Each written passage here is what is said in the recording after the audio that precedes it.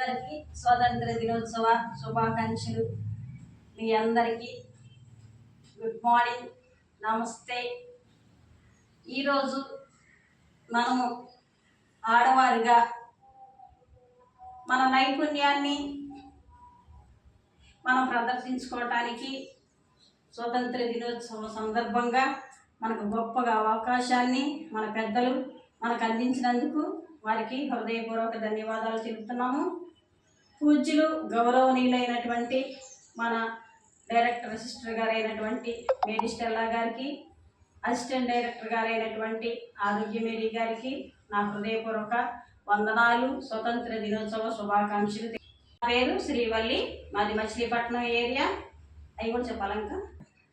ఆడవారిగా మనం ఇంట్లో ఎంతసేపు ఇంట్లో పరిమితం అవ్వకుండా మగవారితో సాటిగా మనం జీవించాలని చెప్పి మన పెద్దలు చెప్పి ఉన్నారు. అదే రీతిగా మనము జీవిస్తూనే ఉన్నాము. చాలా వరకు మనలో మార్పు వచ్చింది, కానీ బయటికి రావడానికి ఇంకా మనం సంకోచిస్తూ ఉన్నాము. మనకి ఎంతో నైపుణ్యం ఉండి కూడా, మనలో టాలెంట్ ఉండి కూడా మనం బయటికి రావడానికి కొంతమంది సిగ్గుగాను ఉంటున్నాము. అటువంటివి విడిచిపెట్టి ఈ రోజుల్లో ఎంతో ఉదాహరణతోటి ముందుకు రావాలి, మన కుటుంబాన్ని మనం నడిపించుకోవాలి అని అంటే ఆడవారిగా మనం మన నైపుణ్యాన్ని మనం చూపించటానికి, దాని ద్వారా మనం అభివృద్ధి చెందటానికి ఎంతో ఉపయోగకరంగా ఉంటుంది. కాబట్టి మన నైపుణ్యాన్ని బట్టి మనం ఏది ఉపయోగకరంగా ఉంది అనేది ముందే మనము ఎన్నుకోవాలి.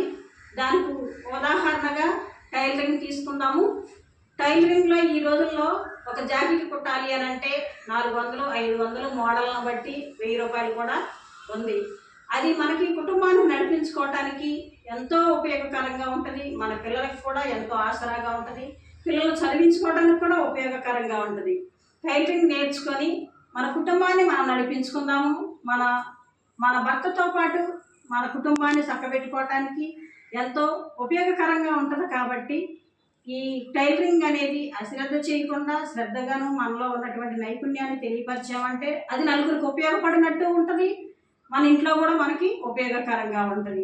కాబట్టి టైలరింగ్ విషయంలో మనం ముందుకు వచ్చి దాన్ని ఎంతో ఉదాహరణతోటి నేర్చుకొని అది నలుగురికి ఉపయోగపడేలాగా మనం సహాయపడదాం. Thank you. టైలరింగ్లో అనేక రకాల మోడలింగ్లు వచ్చినాయి కాబట్టి ప్రతి ఒక్కరు కూడా అవి నేర్చుకోవడానికి మనం ప్రయత్నం చేద్దాము.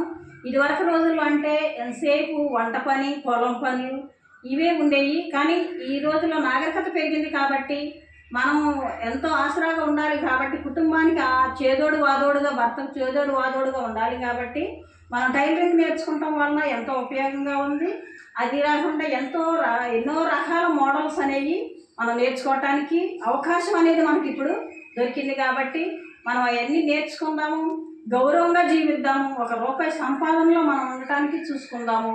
నలుగురు మనం సహకరించుకున్నాము అని అంటే ప్రతి ఒక్కటి సాధించగలుగుతాము. మనం ఏది సాధించలేము అనేది అయితే లేదు. దీనికి ఏ చదువు కూడా అవసరం లేదు.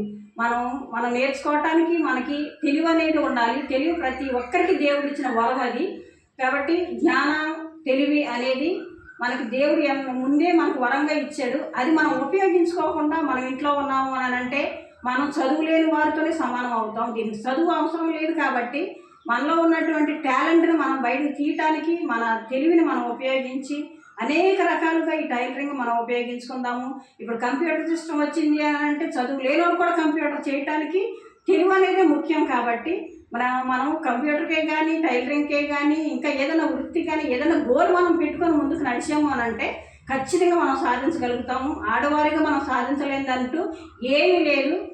ఆదిశక్తి అన్నారు. ఆదిశక్తి మనకి ఎంతో ఉపయోగకరంగా ఉన్నామనే కదా మనకు ఆదిశక్తి అని పేరు పెట్టారు.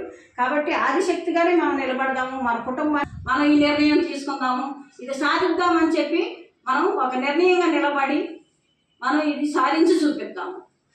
79 సంవత్సరాలు మనం ఏది సాధించలేకపోయినా ఇప్పటి వరకు సిగ్గుతో మనం ఇంట్లో ఉన్న 80వ సంవత్సరం దొరబడింది కాబట్టి మనకు సరి సంఖ్యే. కాబట్టి మనం ఈ నిర్ణయం తీసుకుందాము. ఈ సంవత్సరంలో ఈ రోజే మనం ఇది మొదలు పెట్టుకుందాము. ఈ అవకాశాన్ని ఇచ్చినటువంటి పెద్దలకు నా హృదయపూర్వక ధన్యవాదాలు. విన్నటువంటి మీ అందరికీ నా వందనాలు తెలుపుతూ ముగించుకుంటున్నాను. జై హింద్.